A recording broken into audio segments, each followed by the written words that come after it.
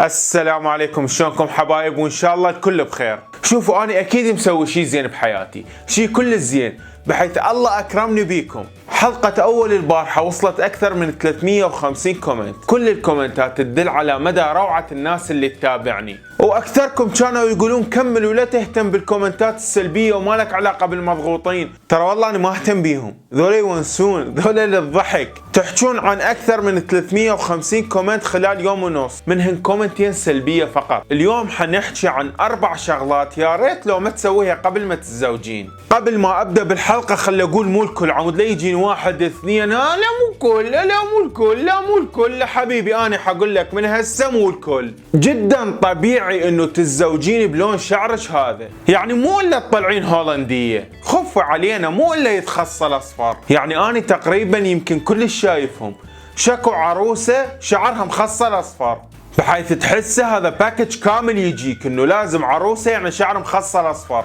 اوكي شسورين سوي تسريحة بس مو الا يتخصل اصفر. المكياج ان شاء الله له حلقة كاملة لانه ما ينحج بكلمة وكلمتين. هي المرأة عنوان الجمال، فالمكياج حيكون اضافة بسيطة للموضوع، يعني مثل الكيكة من تريد تزينها بشوية كريم فراولاية على النص، شيء يبرز الجمال اكثر. مثل ما قلنا كيكة هي حلوة وتتزين بشغلات خفيفة، هذا ما يعني انه تجيب لي ماعون برغل وتمكهجه ويطلع لي بانكيك، لا تروح تضرب وجهها قاطين 3 قاطات ومرات 4 مكياج.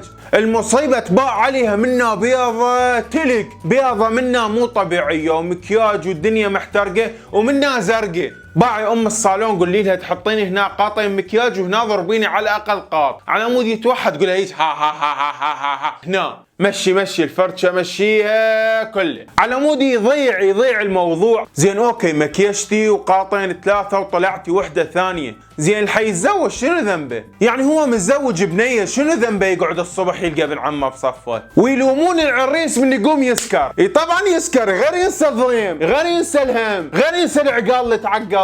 يعني انت امك وصلت مرحلة بالدعاء، لا قامت تلعب نهائي هالقد ما دعتلك، و24 ساعة تدعي لك بلكي تتزوجين. ليش من تتزوجين الاماية تقلبها عزة؟ ليش الاماية تقوم تبكي؟ عدوله بعد ما اشوفه، عدوله بعد ما اشوفه، افوت للبيت وما القاه قبالي، والله من علام البيت، لا بعد الصبغ الحياطين، لا بهذا الشباك اللي ما ينسد، لا بالركبه مجبور بعد ما اشوفه.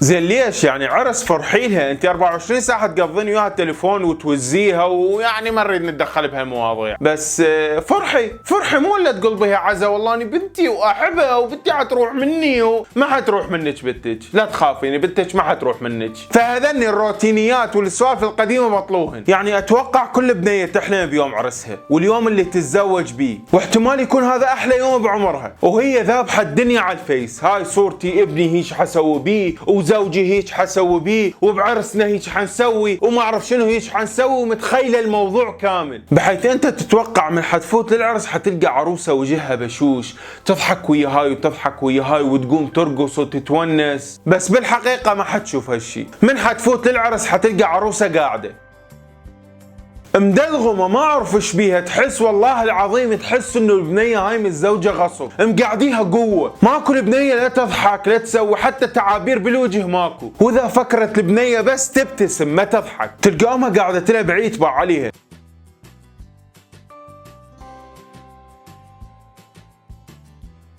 على اعتبار انه اذا ما دلغمتي وضحكتي حيقولون هاي البنيه ما مصدقه، يا اخي يقولون شو لكم علاقه بحكي العالم؟ غير عرسها، ادري اذا ما تضحك بعرسها لا شو وقت تضحك، يا خل تضحك، يعني بربك شعورك شنو منه تفوت عرس تلقى العروسه غير عرس غير ونسه، اذا ضحكي تونسي مالك علاقه هاي ايش حكت وهاي ايش قالت. شوف هم حيقصوك باع مكياجها وباع شلابسه وباع شكلها وباع حتنقصين، عجبش ما عجبش انت حتنقصين، فشلك علاقه طز بالعالم، اهم شيء تتونسين، اهم شيء يكون عندك ذكرى حلوه عن هاليوم. اتمنى من الجميع انه ما يسوون هاي السوالف لان صدق ما حلوه، وضحكي بعرسك، تونسي، رقصي، سوي اللي تريديه لان عرسك انت مو عرس المعزومين، والله يوفق الجميع يا رب. وتتزوج كل بنية تحلم تتزوج وتبتعد عن السوالف اللي قلتها، ان شاء الله ما تسويهن، وشوفكم بالحلقة الجاية.